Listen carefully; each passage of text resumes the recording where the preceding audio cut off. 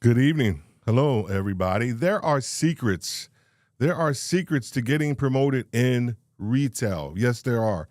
Don't let anybody fool you. Don't let anybody tell you that there are not secrets or concepts or ideas that you as a retail leader need to learn, you need to know, you need to live, you need to breathe, and you need to help other people understand how to be successful.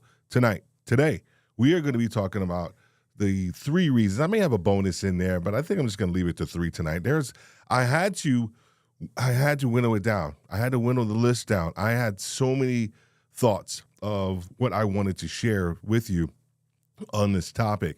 If you didn't check out the previous episode, you have to. We talk about 3 reasons why people do not get promoted. So we're going to be talking about 3 reasons why you are getting promoted in retail. And we are going to get to that right after this.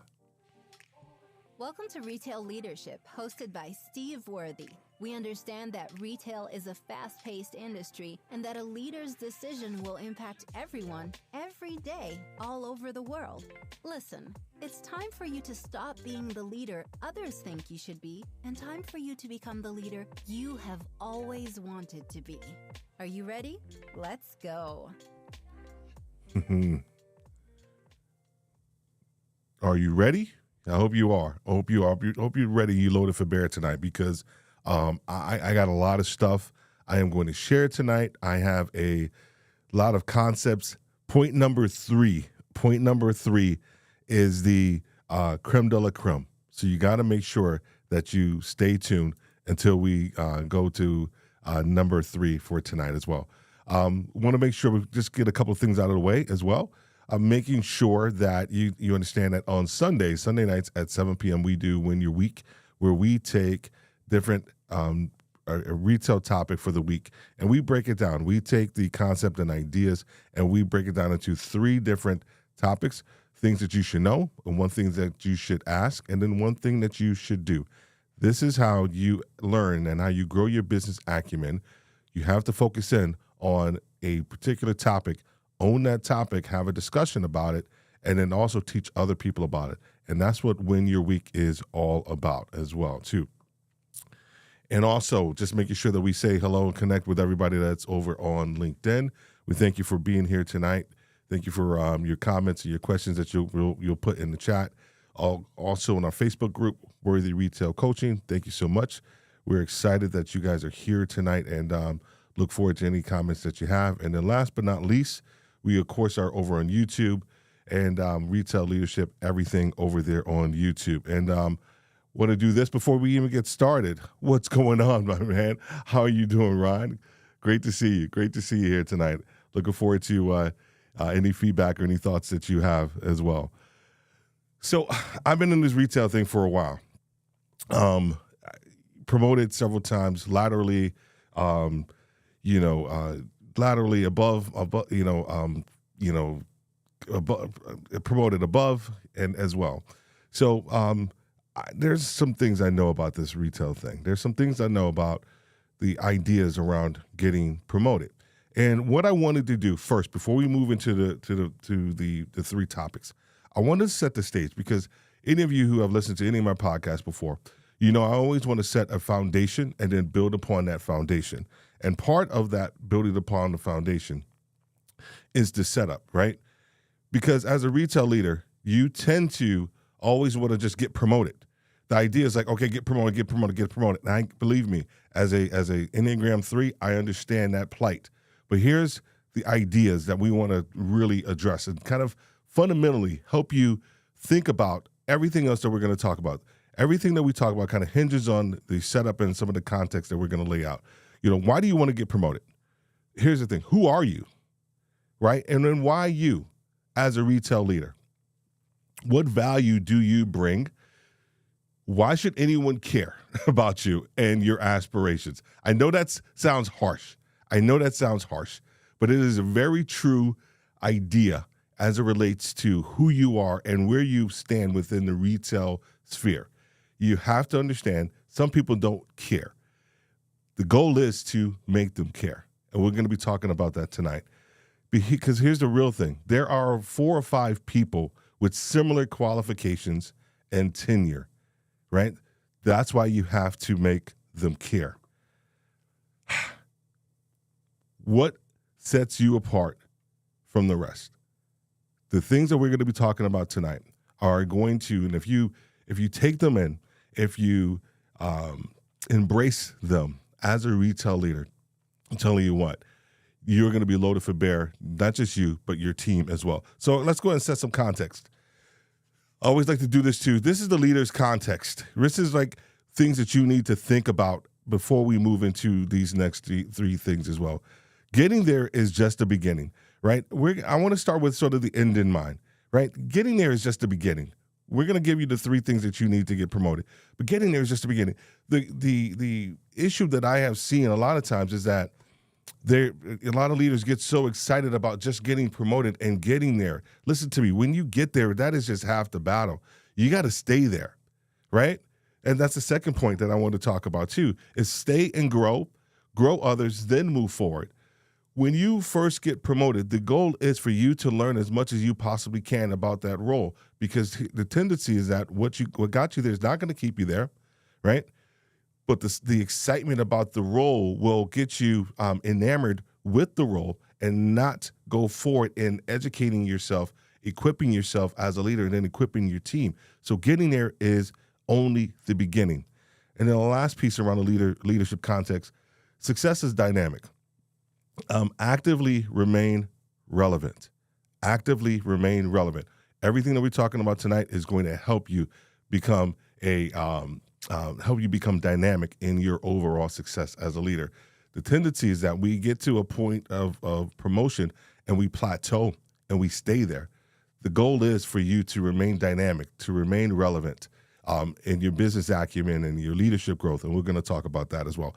So as we talk about the retail leader, I can't let corporate off, right? I can't let corporate off. So we have some corporate context that I want to make sure that all the corporate people out here in the audience and that are listening, making sure that you understand this too. You have to be clear. There has to be clear career paths and advancement opportunities, very clear. You have to make it crystal clear. I worked with one company, and my first week, they mapped out my entire career for me. It was one of the best experiences that I've ever had in my career journey. And I ended up going beating the schedule, if you will, for where I was supposed to be. But the cool part was that they put it in my hands and they said, this is where you could go. And they also provided the resources and the people around me in order for me to be successful. Succession planning process. A lot of times that is almost kind of put behind the veil around what that process looks like. What actually does a high potential person look like, right? What does a meet expectations person look like? We have to be a little more transparent with that succession planning process, because if we don't, then we end up having a lot of people become disengaged. They start to think about their career path, not with your company, but possibly with someone else, because that other company is allowing them or showing them where they could potentially be in 1 or 2 years. Remove the unofficial career path barriers. This is one of my sticking points. I got some articles and some things coming out about this one. How many of you know this, right? You're a store manager, or you are a leader in a store, and you are equipped. You are loaded for bear. You're smart. You're intelligent, right? Your business acumen is solid, but they say, hey, you actually have to work over in this department first. Okay, I understand that. How about this department? Then you have to work in this department, and then you have to work in this department. Well, before you become a district leader, you actually have to work over here. You have to do this role. You have to do that role. Now, I understand that in some instances, but I almost feel that those are actually used almost as a barrier to some degree for people who actually have the potential to lead at a higher level. I honestly feel, this is just Steve talking, I almost feel that it's very lazy sometimes when we actually start to actually create these unofficial career paths for individuals, instead of us doing the work with the potential leader and seeing if they're ready or not for that next role. That's just Steve. That's just my own thought. And then the last piece from a corporate standpoint, corporate context, is you have to pay some outside coaches and mentors, right? I understand the internal side of, the mentorship and sponsorship programs. But I'll be very honest with you, a large percentage of the my retail success came from leaders who were outside of retail, or they were previous retail doing other things. It is important, because if you are just getting your information from just quote unquote retail leaders per se, then it's almost kind of skewed. I always want leaders around me who were balanced, who knew things outside of the retail world, finance, telecommunications, technology. They had an idea. They were able to think outside of just the retail sphere, because when they were able to do that and then bring that into the retail world, guys, guess what? Their leadership quotient just completely went up. Their perspective on conversations and ideas was completely different than a person who was actually just more narrow in their perspective. So, corporate, make sure you're paying some outside coaching and mentoring as well. All right. How are you guys doing tonight? Are you staying with me? So before we even have a conversation about the three, I felt that this is super important to talk about, because these are just non-negotiables. These are things that, before you even spoke to me as a regional or group person, or a CV vice president, before you even came to me, these were just non-negotiables. Making payroll, hit or exceed your financial goals, right? Run a clean store or market, develop talent at all levels, solid relationships with HQ and field leaders. Those are just non-negotiables. Like, so don't, honestly, if you were saying, I want to get promoted, I want to do this and I want to do that, if you're not hitting these things first and foremost consistently, right? I know that there are probably some barriers associated with some of these. And I know that the time allotted sometimes for us to hit these metrics consistently. I know the market is horrible. I know we had supply chain issues. I know all of those pieces. Completely understand all of those. However, the underpinning is that you should be able to hit these metrics, if you will, consistently, right? So that way it's not even a conversation, right? Because the first thing a person will look at is your overall performance, right? They'll get your P&L. They're going to look at that before you even have a conversation. And I actually should have put something else in the leadership context, because this is super important. And I felt that it just came to me, is that your name goes before you, right? Understand that. So before you even get into the conversation around promotion, your name goes before you. We have Renee, we have Ron that's out here in the comments. I'm going to put your comments up here in a second as well. But your name goes before you, who you are. What are you known for? All of those things go before you. Are you known for making payroll consistently? Are you known for hitting your metrics? Are you known for having a clean store and a clean market? Right? Do you have a good rapport with HQ? Are you complaining every time that planogram or that or the remodel happens? Believe me, I know. I know. All right. I want to make sure we say hello to everybody. Hey Renee, how are you doing? Good to see you here tonight. And Ron's 100%. That's so true. True transparency creates trust. 100%. Yeah, you gotta be paying attention on the inside and the outside. Agreed. All right, so let's go. Let's hit the first one. Tip number 1: self-awareness, sincere reflection on strengths. Let me preface this, because we're not going to be talking about the hardcore things that you would think about from a promotional standpoint. These things are more executive kind of thought processes and levels, because I want you to think of yourself not just as a store manager or district manager or regional manager, but your conversations and your perspectives and your thoughts need to be at a higher level. And so the things and concepts that we're going to be talking about tonight are not just how to make payroll, right? Because I can have a whole podcast episode on how to make payroll, right? Because it's all about productivity, right? And making sure you have the right people, training, concepts, ideas, all of those things, financials, the whole 9 yards. So we are going to be talking about concepts that a lot of people don't talk about. And that's the focus with Retail Leadership with Steve Worthy, is that we are focused in on concepts and ideas that they don't teach you in the manual. We go beyond the manual so that you can have a better understanding of who you are, so that you can grow your career. So self-awareness, sincere reflection on strengths and weaknesses, self-regulation, empathy, and relationship building. And I'm going to go through all of these little pieces, because all these pieces make up self-awareness in my perspective. I know everybody has a different perspective on self-awareness, but these are from my own experience of what I've been able to see and learn about myself, and then what I've seen in other leaders, is that ability to have self-awareness, a sincere reflection on your strengths and weaknesses. I am not talking about the superficial perspective on your weaknesses and then trying to mask them as strengths.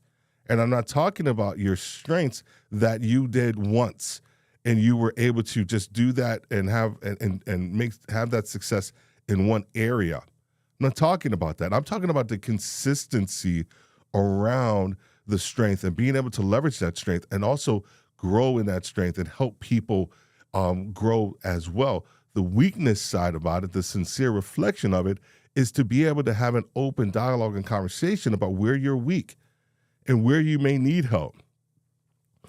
I needed help in the HR aspects of my career, in the context that as a New Yorker, I have a short attention span, and I'm very quick, and my thought process is like this, and I have the attention span of a 5-year-old, and I really do. And so my thought process, anybody came to me with a conversation, I had mentally already worked through that conversation, and already knew where we were going to end up at. Already knew, right? I needed an HR to be like, Steve, slow the ball down. Steve, as much as I thought that was a strength, I didn't take the time to really connect with people initially because I was already solving their problems, or I was already at the end before they could even finish their thought. And so I knew that, and I had to have an HR partner with me that understood me and got me. Or like, Steve, dude, slow down. Like, hey, I see where you're going. Let's bring this back. Then as I grew, I was able to slow myself down, self-regulate. I was able to self-regulate.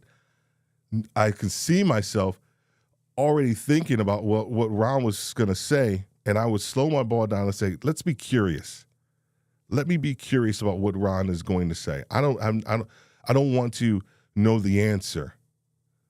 I don't want to know the answer, right? How does this apply to promotions, right? I know you're probably like, what does this mean from a promotional standpoint? See, this just doesn't make any sense. It's going to make sense here in a second. Empathy and relationship building. If there's one thing that COVID taught us, it was around how to have empathy and how to slow down and how to really, truly understand what a person is going through. It forced us to slow down our conversations, take the other person's perspective, and making sure that we weren't superimposing what we thought was going on in their lives, right? And that is foundational to relationship building, is that ability to have empathy, that ability to be able to build a relationship for success. Because at the end of the day, retail is all about relationship. It is all about relationship. It is all about the human exchange. It's all about, it's honestly, if I can be so bold to say, it's about the human condition, because someone is coming and they have a need. And whether it doesn't matter what store you're at, or company that you work for, your job is to fill that person's need. So having self-awareness and being able to self-regulate and understand how you think and how you see things is extremely important, because when you get into that interview process, you're going to have questions like this. You are going to have the behavioral questions that you need to be able to answer sincerely from a perspective of self-awareness. So number one is having self-awareness, the sincere reflection of your strengths and weaknesses, being able to self-regulate, establish empathy and relationship building as well, too. So, and Renee says the gift of COVID to take a pause and pay attention. 100%, 100% agree. I mean, the other thing with COVID was that decision making, right? I think people learned, very quickly how to make a decision. And also, but most important, was that you have to take the team into consideration first when every decision that was made in corporate America from a retail standpoint had to take the customers and also the team into consideration. Everyone, because everybody was dealing with it. No one was excluded from COVID, whether it was customer or whether it was you as a retail leader. You had to deal with it just like everybody else did. And so corporate had to understand that aspect as well, too. And Ron said, it's choosing a career of serving 100%, 100%, right? I am not, I have said this for so many years. I am not an advocate of a whole bunch of over government regulation things, right? And I am not calling for this, but I just think it would be an awesome experiment. Is that right after you graduate college, or you say, so you go from college or you go right to your master's program. Right before, a year before you do that, before you hit your job, I think you need to work a year in retail. I just think you do.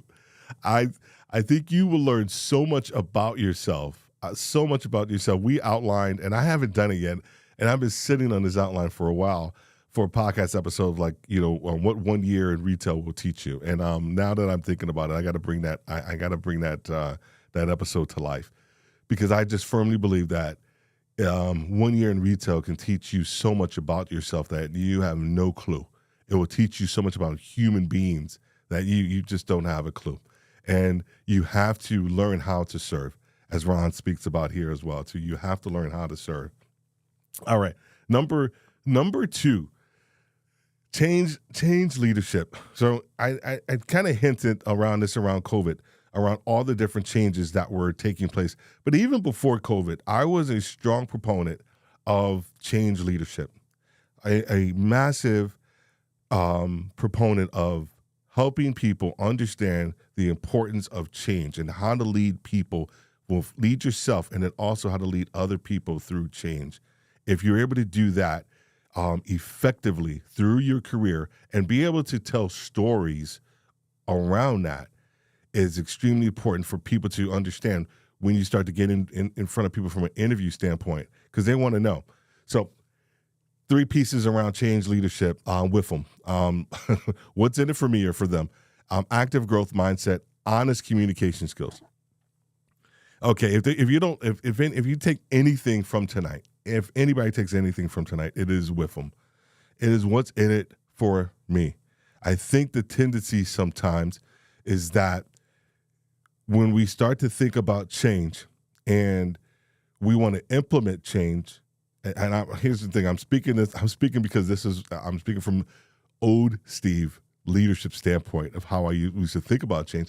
I'm being in the military. Listen to me, I had no other excuse but to change.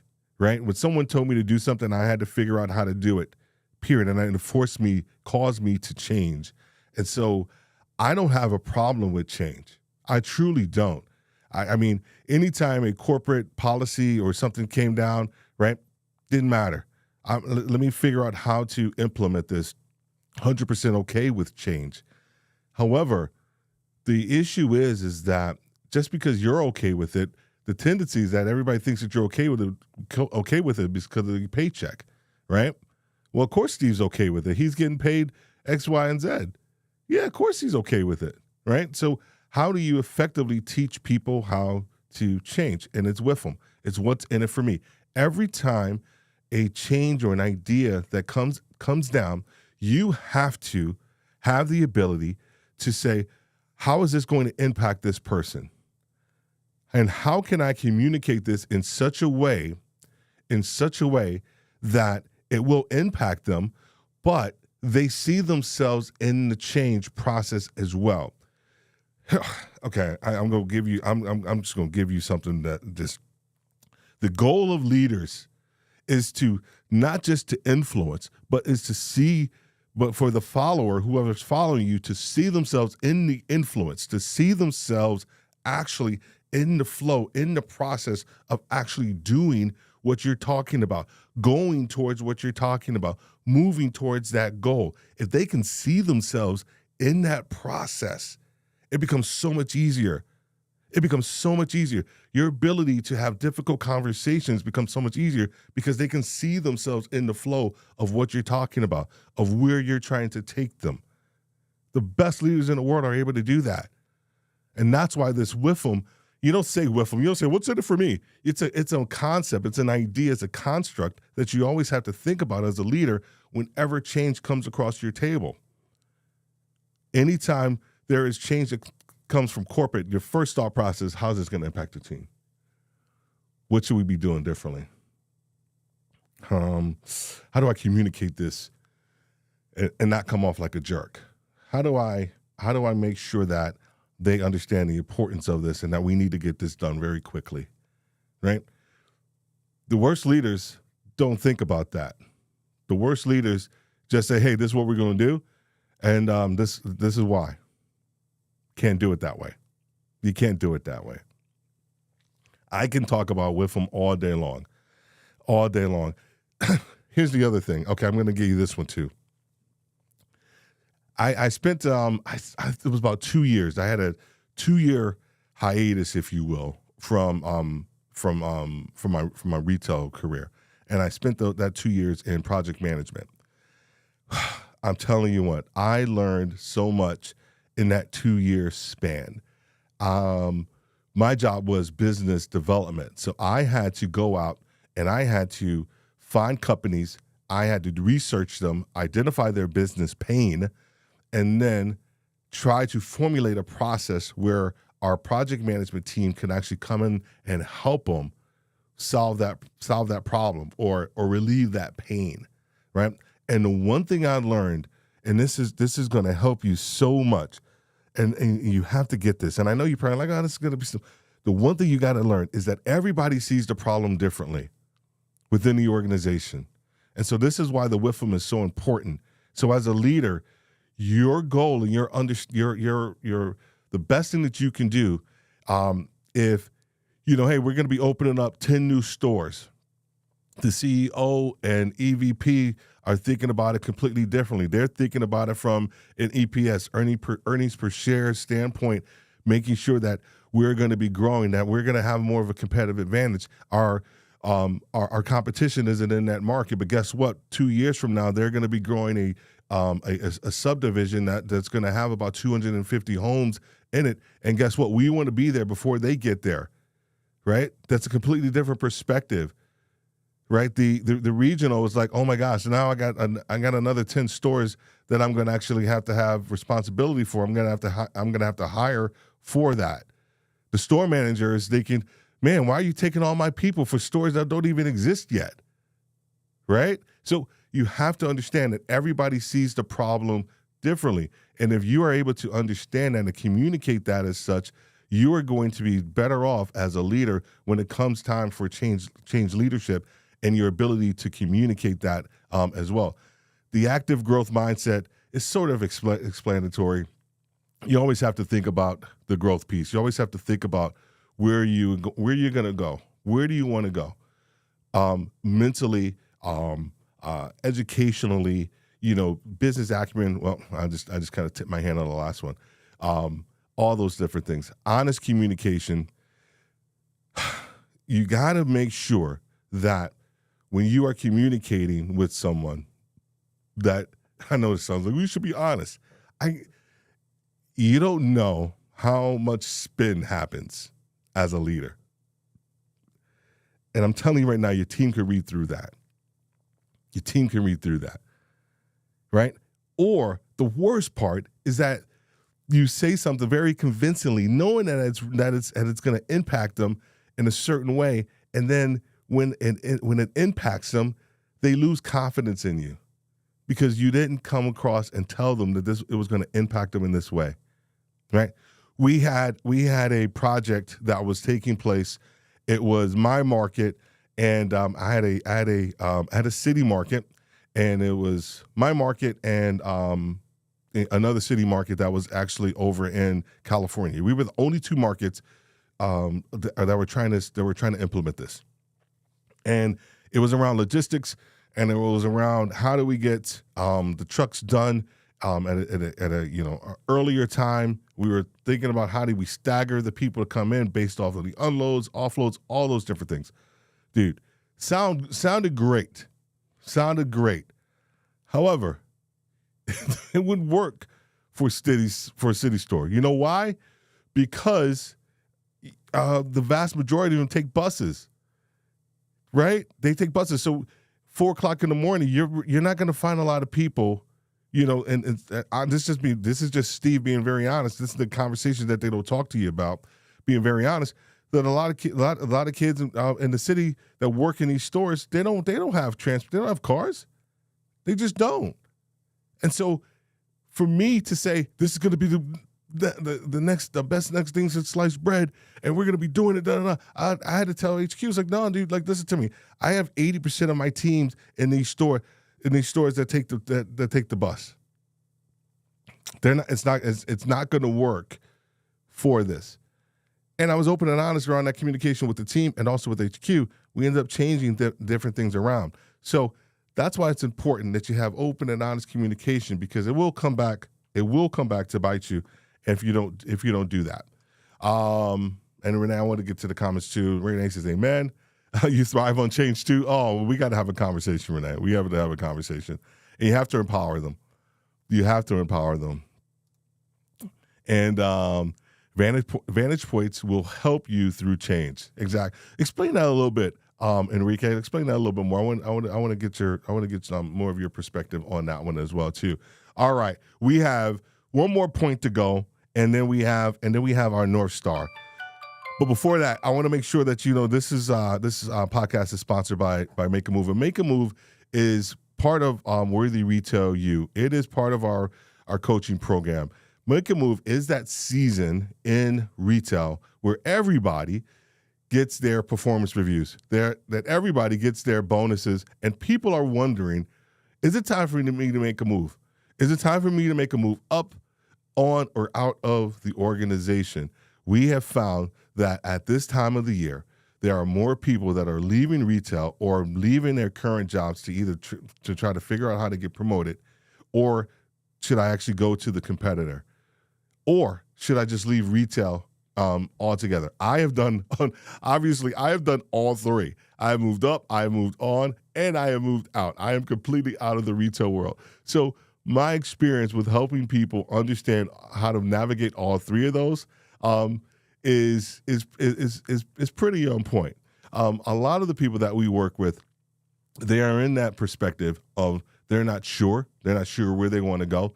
Our job is to help them once again understand more about who they are and what they want to do, their current perspective, right? We take their performance reviews, we take all of the feedback that they have received, and we help them decode that. Because the tendency is that when you just get your performance review, it all depends on how your boss may feel about you and if they're open and honest with their communication. Our goal is to help you decode those conversations, your performance, and also your personality test.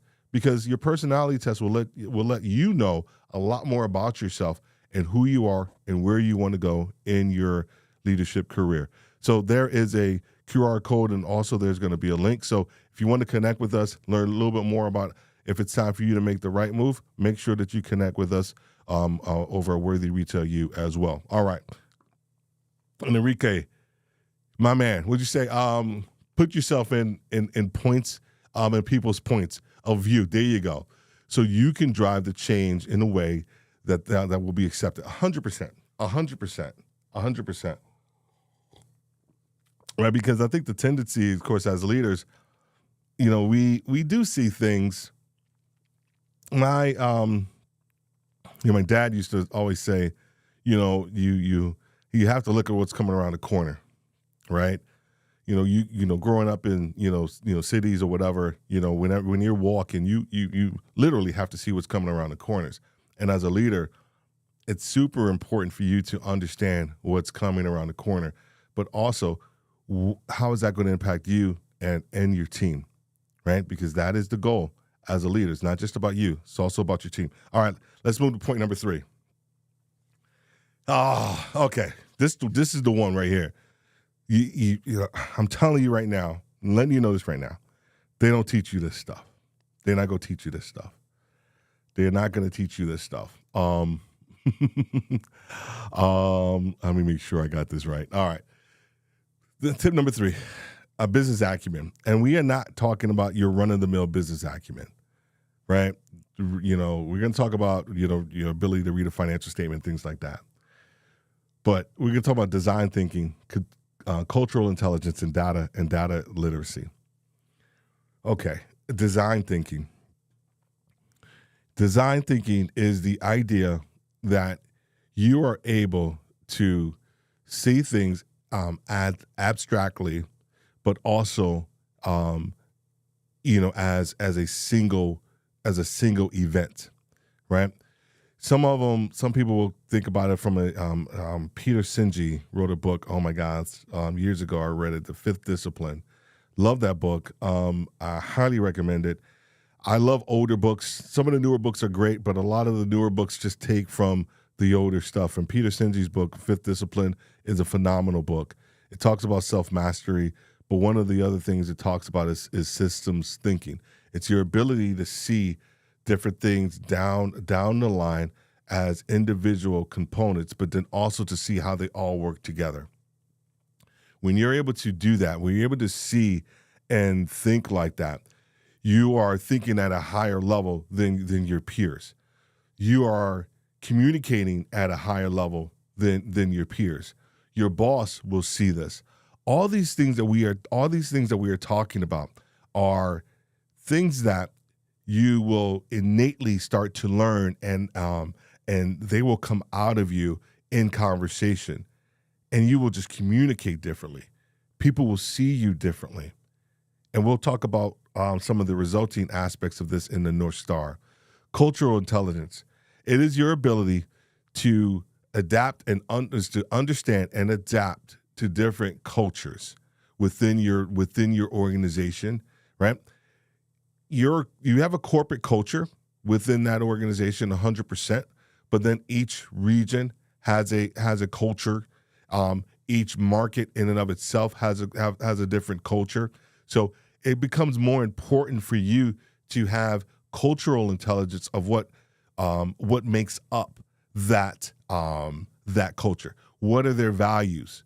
What do they hold important? And how do they actually achieve results within that culture? The cultural intelligence piece is something that a lot of people take for granted. They think that just because you work for this big company that every aspect or every opportunity is going to be the same, and it is not. It is not. You have to make sure that you are learning how to adapt, and it takes time. It takes experience. It takes curiosity. It takes curiosity for you to learn cultural intelligence, and this is all about the business acumen side. The last aspect of business acumen that I want to make sure that you understand is the data literacy. It's one thing to be able to read in P&L, balance sheet and all that stuff. My undergrad is in accounting. Believe it or not, my undergrad is in accounting. However, I hated accounting, couldn't stand it. I can I say loathe? I don't even know if I just didn't like it. But what I did learn was that accounting taught me more about business than I ever knew. I learned how businesses make money, learned how businesses operate. Data literacy is taking that information and being able to create narratives and hypotheses and perspectives around the data that you receive, right? So if someone is looking at quarter upon quarter results, category here, category there, the surface level aspect of it is just to say, you know what? Well, sales are just down in this category, sales are down in that category, and this is why we missed the mark. No, the data literacy part is to delve a little deeper into that category and understand why you were down, and then possibly who's responsible for you being down. Were planograms not set? Did we not get the supplies or the assortment that we thought we were going to get for this seasonal category? And if we didn't get the level of assortment, who do we talk to about rectifying that problem? Right? Trucks are behind. Who do we talk to about that process from a logistical standpoint? Right? So it's taking data and being able to go a little bit deeper and broader with it instead of just looking at it from a surface level. Because when the higher you go in retail, the more data literacy and your ability to create concepts and conversations around data is going to be important. So last one was business acumen, design thinking, cultural intelligence, and data literacy. Let me know if you're tracking with me and what your thoughts are so far, on some of this stuff as well, too. From 300,000 miles and up and boots on the ground. So, Renee, it's funny you said boots on the ground. It's so funny you said boots on the ground. So next Monday, we are going to be, it's not even a launching. I guess it is a launch, but we're going to be putting out what we call Boots on the Floor. And it is a real talk town hall for retail leaders. And it's going to be June 22nd. So instead of on the Thursday, so instead of my live podcast, we are going to be doing a kind of a live town hall via Zoom is probably going to be the best way to do it. And we are going to be talking to retail leaders from all over. Have a couple of topics that we want to discuss, but the crux of it is us listening, or us meaning me, listen to what's taking place out there in the retail world, and not just me listening, but for other people, maybe across the country, across the globe, and what's taking place in the retail world. Because the one thing I see, and this is why we exist, Retail Leadership with Steve Worthy. This is why we exist. There's a lot of retail podcasts out there, but a lot of them talk about the industry, right? My goal is to take the industry, conversations and to bring them down to the everyday leader, senior vice president and below, the people who have multi-units, bigger areas, bigger regions, and also to the single unit leader. And how do you execute on some of these bigger retail ideas, right? So I want to put retail leaders in the forefront of the conversation when it comes to leadership, period. And I feel we get lost, technology leaders and telecom leaders, all they get all the shine. My job is to help the retail leader move to the forefront to the leadership conversation. All right. And then, so thank you for that. And then last, but very not least is our North Star. All right. So the North Star, it's that time where, Steve, you've been talking to me. What does this look like for me, right? When you're talking about business acumen, you're talking about change leadership, right? You're talking about having honest communication. You're talking about data literacy. You're talking about all this other stuff. What does this look like for me when it's actually being done really well? Here's what some of the things are. I gave you 4 of them, right? You're going to actively seek out opportunities, period. And what I mean by that is that when you are operating in the 3 things that we just spoke about, which is self-awareness, change leadership, and business acumen, you are going to begin to actively seek out people, mentors, articles, books, conversations, all these things, so that you can learn more about about who you are as a leader and to grow in your leadership. But you're also going to actively look for opportunities for people who can help you grow, right? Sponsorships, mentorships. My perspective on mentorship, and I'm going to give you this real quick. This is free, right? I'm going to give you this one for free. I don't believe in just having one mentor, like throughout if you're with one organization. I honestly don't feel that you just having like that one mentor throughout your entire career is advantageous. I think you should be very strategic and tactical about the mentors that you have in your life. If there's a gap that you have operationally, you should have a mentor that's going to help you through that.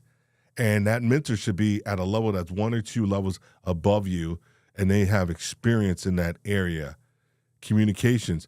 You also need somebody, and this is, I think, one of the most vital mentors that you need. You need somebody that's going to help you with diplomacy, right? I should have put this one down as maybe number 5 as a takeaway. You're going to need somebody that's going to help you from a diplomacy standpoint. I mean, what are the right conversations for you to have? Who are the right people for you to have those conversations with? How do you have those conversations?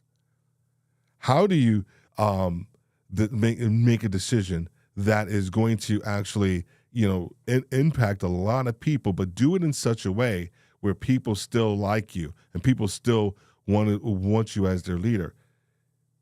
These are the ideas and perspective of diplomacy that a lot of people lack, and you need a mentor that's going to help you with that as well.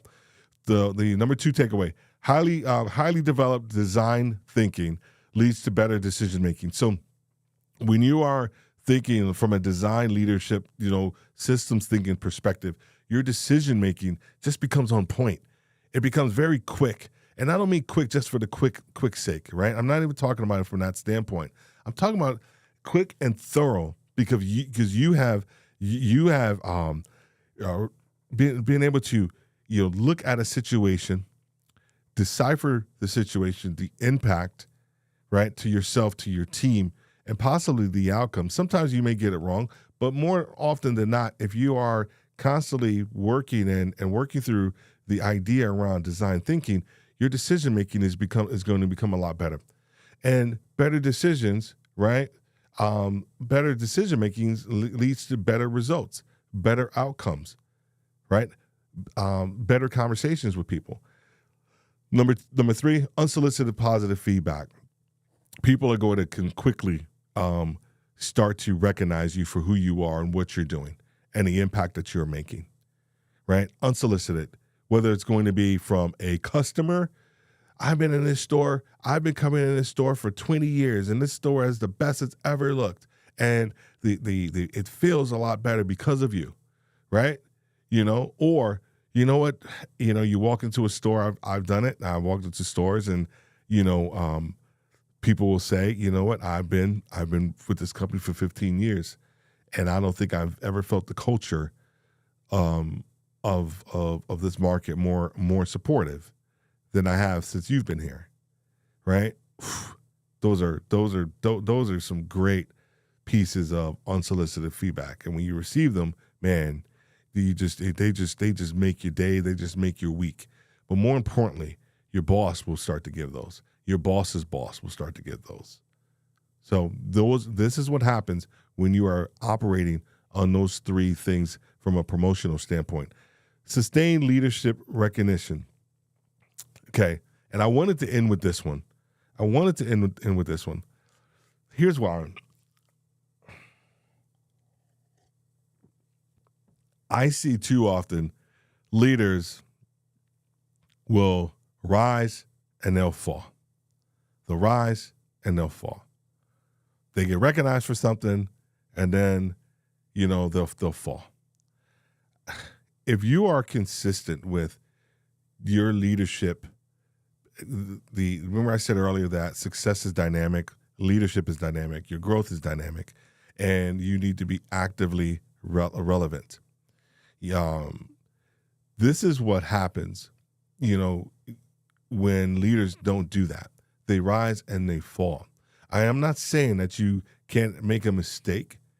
I am talking about those serious dips in leadership that we see from time to time in leaders.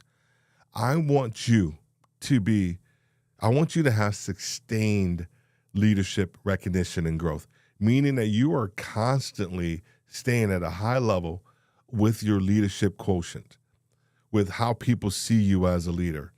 How you don't want the perspective of who you are to ever dip, right? You want to remain consistent with your leadership growth, your leadership path. That takes work. But if you're doing the 3 things that we spoke about, they are going to easily lead you to the sustained leadership recognition, which will lead you to more interviews, which will lead you to more opportunity to get promoted. All right. I wanted to end with that one because I wanted you to have a little bit of perspective around just some of the different ideas around leadership and how to get promoted. It is, you got to make payroll. You got to do all of those KPIs. Those are just non-negotiables. But these 3 that we talked about here right now, that's a different level of leadership. It's a different level of conversation. It's a different level of respect that you will garner as a leader, not just from your team, but from your boss and from your boss's boss. And people will start to see you for the leader that you are. So I want to thank you. Actually, one real quick, I think Enrique had one last thought here too. Wanted to make sure you got that. Knowing and be familiar with the data. Yep.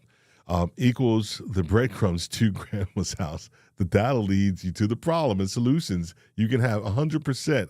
Leaders know the data. You know the data. The data helps you formulate what we call in grad school a problem statement, right? It's a problem statement. and the quicker you can formulate a problem statement, the quicker you can iterate. You can iterate through that as well too, right? The issues with sustainability is that leaders execute at levels to please people, and it's never their essence. Lead from your essence, and you won't fall. 100%, 100%. This is like the first point that I had made. I don't know where it is. I think it's not this one. Getting there is just the beginning, right? Getting there is just the beginning.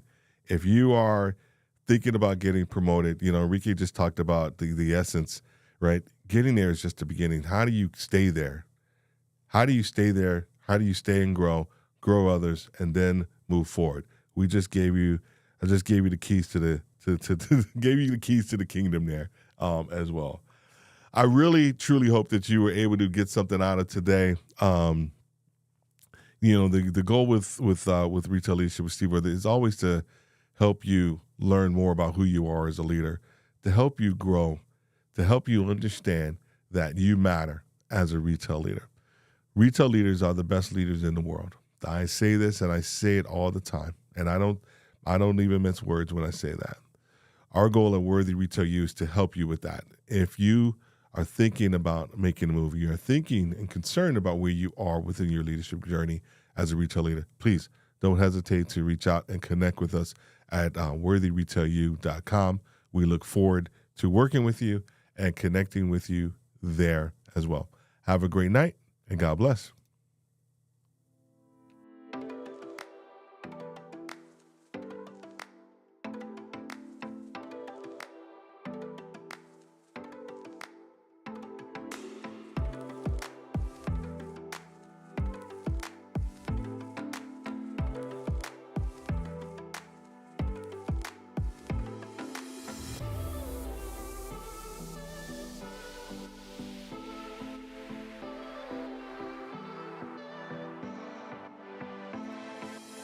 Thank you, Renee. Thank you. I appreciate you.